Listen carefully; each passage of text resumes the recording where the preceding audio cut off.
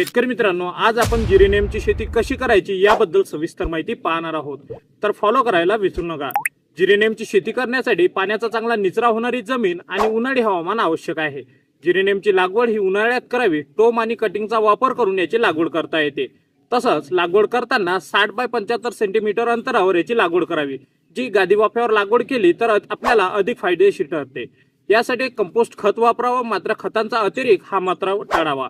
तर ठिबक सिंचन पद्धती वापरावी, जेणेकरून पाण्याचा योग्य वापर होईल।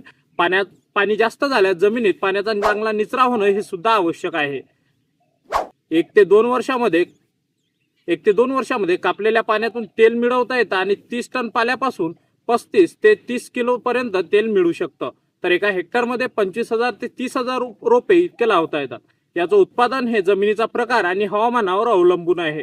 तुम्ही जिरेनियमची शेती करता का हे सुद्धा कमेंट करायला विसरू नका आणि हा व्हिडिओ तुमच्या शेतकरी मित्रांना शेअर करून फॉलो नक्की करा।